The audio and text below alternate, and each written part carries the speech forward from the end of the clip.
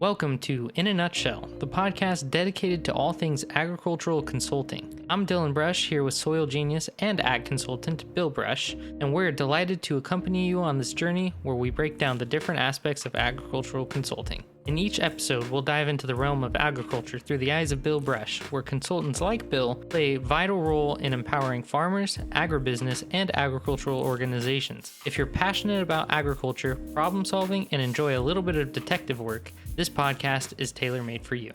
Hi, and welcome back to In a Nutshell. Today I want to talk about, and this could be outside of gardening, but it'll be mostly specific to gardening.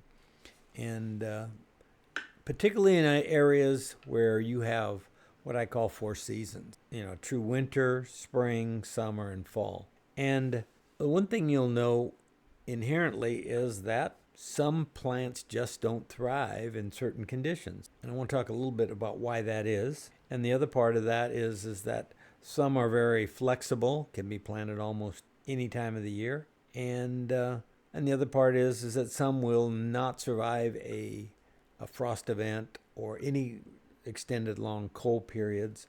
And then there'll be some things that happen. And we'll talk about a lot about different aspects of that as we get through this. So the first thing when you're planting garden or crops or whatever, first thing you need to know is be an expert at your own climate. What is my normal climate cycle? How hot does it get? How cold does it get?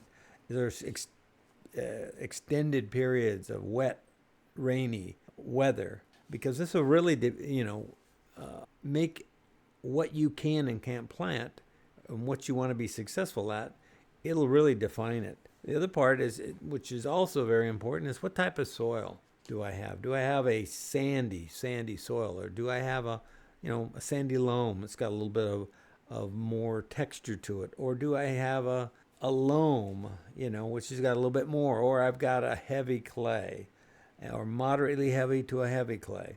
And this is really important because how much water will it retain once it gets some rainfall on it? Because, during our periods here in California, and I'm sure in a lot of your places where there really is no control over the rainfall, we do have extended periods where it's not going to rain, or it's going to rain a very small amount. And so therefore we have to supply that irrigation to those crops. In other places, we're always worried about having too much rain, and how do we get it to drain and keep it so things will grow properly. And then also, what temps do they grow at? Plants, when it gets too hot, shut down. Their physiological functions will just literally stop once we get over about 95 degrees. Some like high humidity. Some hate high humidity. So we need to go back, and that's what we're going to talk about today, is what kind of crops and can these plants survive in my climate?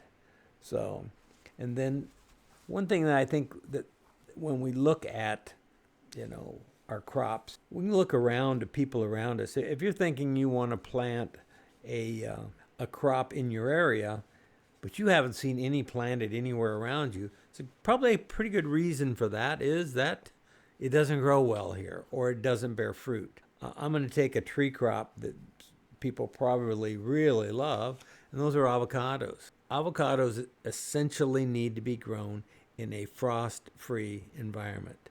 They can tolerate literally no temperatures or no time below 32 degrees. So once it's frost, you will lose that crop. And a lot of times, in addition to that, you'll also lose that crop and the blooms that would be there for your next crop. So even though you may not have fruit on your tree right now, the next crop will be delayed for quite a long time before it wants to flower and fruit again. So it's just not something you're going to have consistently. And there's not very many places. Here in California, we've got good weather for an avocado tree down on the coast where they don't get any frost, or in some protected valleys down in the southern part of the state, or out towards the hills in Southern California. A lot of avocado orchards down there. And then most of the avocados that are grown, even in the world, are grown down in Mexico, which is, again, warmer climates, but not necessarily down into the true super tropical areas either. So it's really defined by the climate you're trying to grow it into.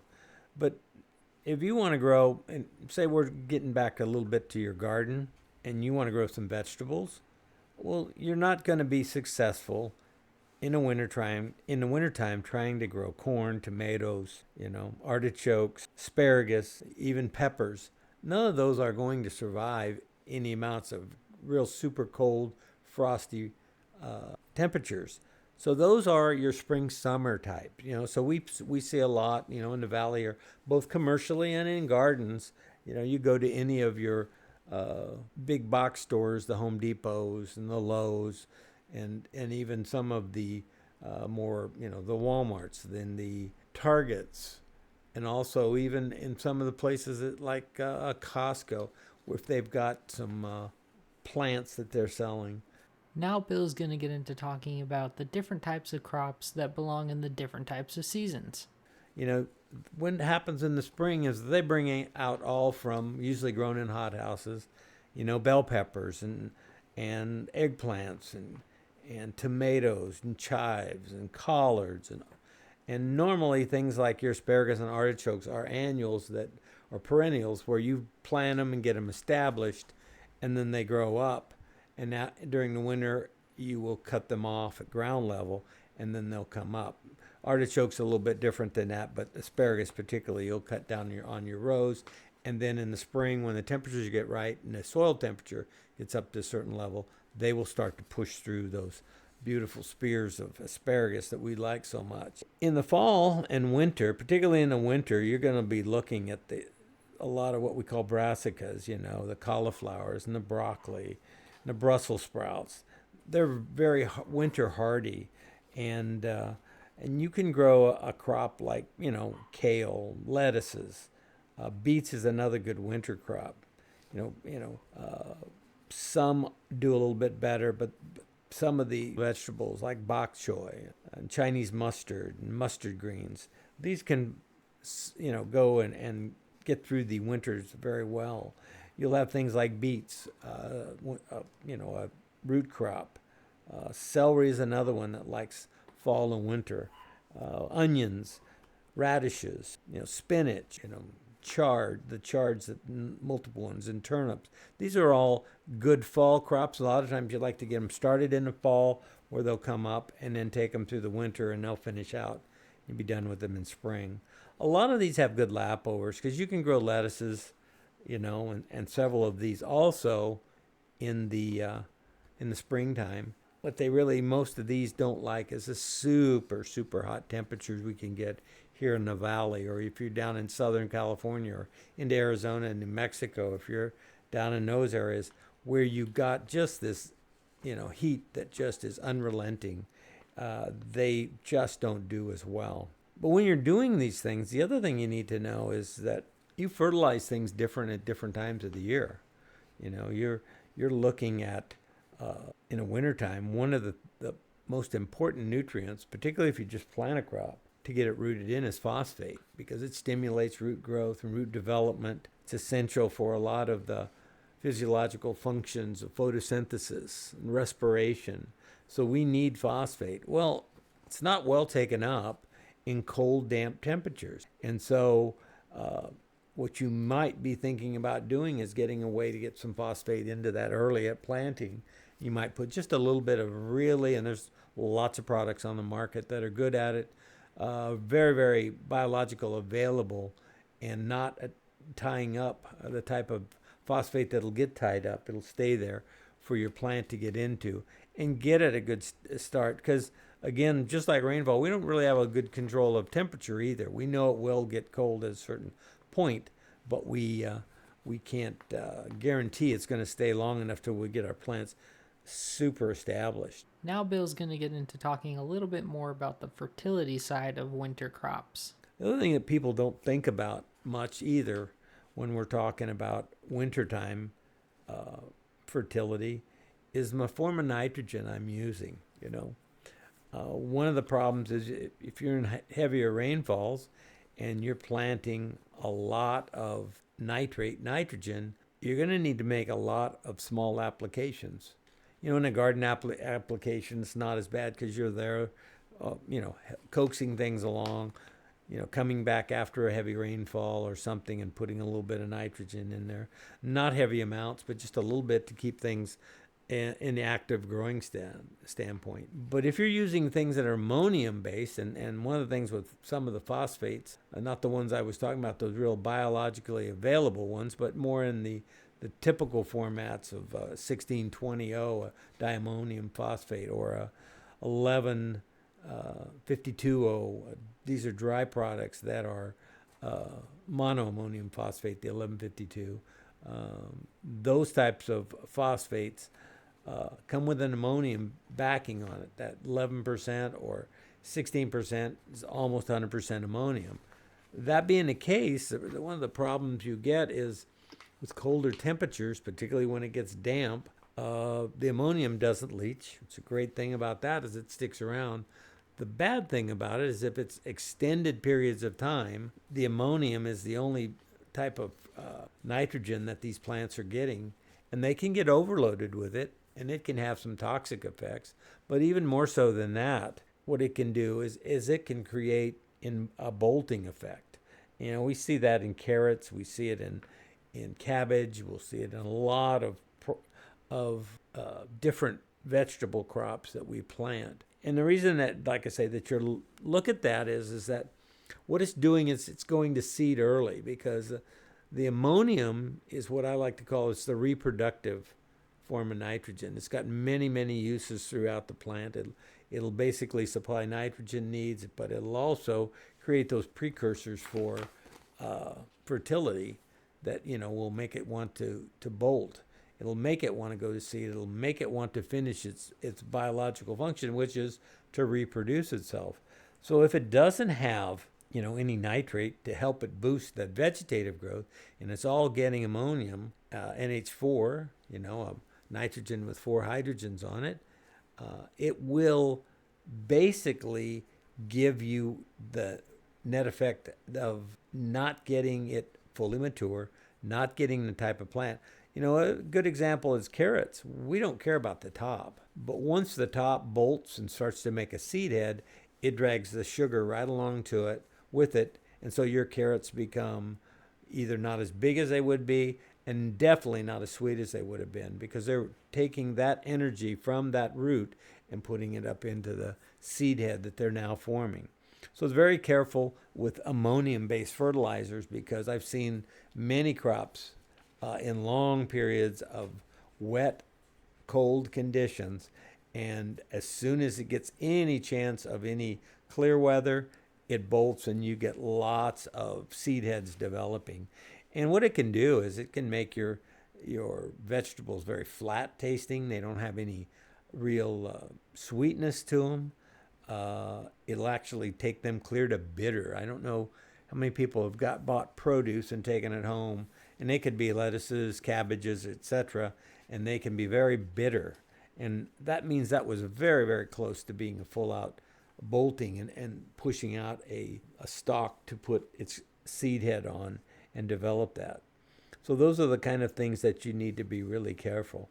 The other thing, too, is, we talked about nitrogen and phosphate, and very important is potassium, because potassium in these wet, cold conditions and, not actively growing, so not a lot's getting into the plant, it tends to tie up and becomes less and less available. So the classic way to apply potassium to get the most out of it is a little bit often. And in a garden situation, it's very, very doable. You can put a little bit of dry, you can put a little bit of, there's several different liquid type products, but that is much better way. If you put big slugs on, you'll find that you don't get near the result as if you put it on often, because most people, and they're looking at their soils, don't have an active way to really assess how much potassium I have available, what form did I put on, how much got tied up. And so to them, it just has very little idea of how I can manage that. The best way to do it is put small amounts frequently, because then you always will be, as it dissolves, basically, that whether most of the time with these vegetables, you're going to use a a potassium sulfate, or an SOP as we like to call it in the trade. And that potassium sulfate or sulfate of potash will basically come apart, and you'll have sulfur, which is good, another nutrient that you need, and potassium.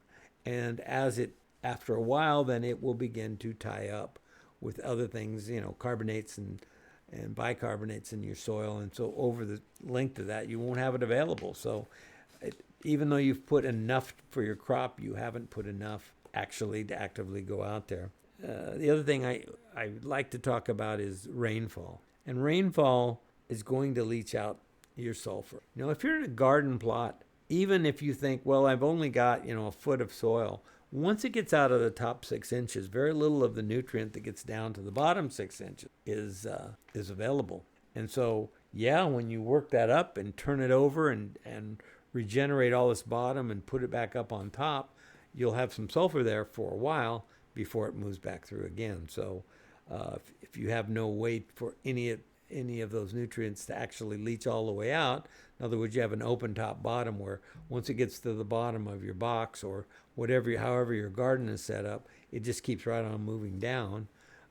But outside of that, this gives you a retention if you have a bottom in it, but it also, holds water, and we have to have a way to get the water out. So several ways for that. Open bottom of your bed or your closed bottom of your bed will hold on to those nutrients, but it'll also hold on to water. So be careful, decide what kind of drainage, what kind of rainfall before you either close that bottom of that garden or open it up. Also, you're amending, again, if you've got a good idea of what's in my soil and you've done the soil testing, you can do your soil amending there. And as I like to say, a good time to amend it is going into the fall where you can put it in, because we get a lot of breakdown of like a calcium carbonate or a calcium magnesium carbonate, like a dolomitic lime, or even gypsum to a certain point, because our rainfall will be acidic, and that acidity will break down our calcium carbonates or magnesium carbonates and release those and allow it to get on the soil colloid so that we get the proper amount of soil structure built, and at the same time give us a proper amount of drainage so that we get our water to move through that soil quite easily. And keeping control of our water is really the secret to having the best kind of garden. Now Bill's going to get into talking about the effect that rainfall can have on your garden. The other thing that rainfall does, because of its acidic nature, is it will break down and release a lot of your micronutrients that are available. And micronutrients, even if they're available, they like to be taken up in an acidic condition. And sometimes your water just doesn't allow you to do that. Your water, irrigation water you're using most of the year, it could be a higher pH, and it's such an addition by volume that you can never overcome that high pH, but you can with that acidic rain. If you've got good micronutrient levels, it'll pick up what it needs there, and you won't see near the deficiencies. So one of the things you can get those plants to do is particularly your zinc, manganese, copper, iron. Those are all able to be taken up in the wintertime. And a lot of times, if you don't have any rainfall and you just have your irrigation going on, and it's tying up all your micronutrients, keeping the pH high so they aren't plant available, then the next thing you want to look at doing is probably putting on just some small amounts. If they've got enough foliage, to put some on foliar, because they're all, if you get good quality foliar products and test them out and make sure they're compatible with the type of crop you're trying to grow, it's another way to get those micronutrients in. The other thing that happens to us is irrigation water can tie up a lot of things. Tie up your potassium sources. It can get your phosphates unable to be picked up. It'll get your calcium, magnesium out of balance because it'll tie up. You can amend it, but those amendments didn't work very well because our irrigation water, tying it up with bicarbonates in the water, so that your water is hard water that you're using, and it's difficult to get nutrients to flow through that. So understanding what and when to put on becomes critical. Understanding when to plant and when not to. You know, if you're thinking of planting, you know, a tree in your backyard, or you're planning to plant a tree close to your, you know, garden, make sure you understand what that tree does and what it does root wise. Is it going to intrude into your garden and actually push up roots into that garden and actually destroy what you're trying to accomplish there? Make sure you've planted it the proper distance away from your garden or other pipes and foundations and cement structures, so that when those roots, if it gets dry and they want to come to the surface, don't break or do damage to that. So when you're looking, you know, we're talking about seasonal climate, but we're also understanding how big a tree is going to get. And you need to have a good handle on this. I can keep the tree kind of the height that I want, or I can keep the tree at the size I want. But I got to go in with that in mind. You're not going to keep a tree in a 3x3 or 4x4 area. They're going to get out to where roots are out 6, 8, 10 feet in all directions if water can get to them. And if you've got any amount of rain, it's going to grow into those areas. It's going to grow up. You got to make sure, if it's going to be a really tall tree, what do I have above it? It's just taking general looks at my landscape and say, what do I want it to be? Do I want it to be part of my landscape? Do I want it to be part of what my backyard looks like, or something in my front yard? Do I want it to be fruits or nuts, or do I just want it to be ornamental? But anything you're planting, always be advised as to what it's going to ultimately be. I've seen lots of orchards planted, you know, commercial orchards, where because the tree is so small, they're planted either way too close together or way too close to make good turns on the end, because they're so, you know, now they've gotten big, they take up too much space. And so you don't have enough room, and so ultimately they don't survive and have to be taken out anyway. So it's understanding when I plant what it will be, not what it is today. And so those trees can be a very good part of your landscaping, and they can bear fruit, and some of them need cross-pollination. We need to make sure that, a good example would be an almond tree. We need, in most cases, more than one variety so that they'll cross-pollinate. And are these two varieties compatible? Will they pollinate each other? Or are they non-compatible? So we got two trees, then none of them bear any nuts. Some are self-fertile. A walnut tree is a good example. Almost every one of them will be fine by itself. But a pistachio tree, real pretty little tree that you can develop. It looks nice and ornamental in your backyard. It also needs a pollinator. And pistachios, that pollinator is non-bearing. So you can have two trees, one bearing, one not. So again, what is it that I want, and how do I make it look to be part of my landscape? Or am I just putting it in an area and I'm planning it out? I've got a big enough area. My whole property is a half an acre, and back here in the back is where I have all my garden and my fruit trees and my nut trees and anything else that I might want to be planting out there. I mean, you can make this be whatever you want it to be, but it all takes planning ahead of time and understanding what season you're in, what kind of climate I'm trying to grow them in, how consistent is my climate, what can I count on, what can I not count on, and then put together a really good plan. And you'll have a lot of fun with this as you start to see the results of this. And it all starts with understanding how plants grow, understanding what they will and won't do, understanding what seasonal differences make to these different plants, and when I should be planting them and when I should say, I'm going to have to wait till next year. So hopefully this was helpful and informational about learning about what to plant when, and understanding your climate and how that climate relates to your garden / fruit trees, every part of that you're putting in your backyard or garden plot. So until next time, stay curious.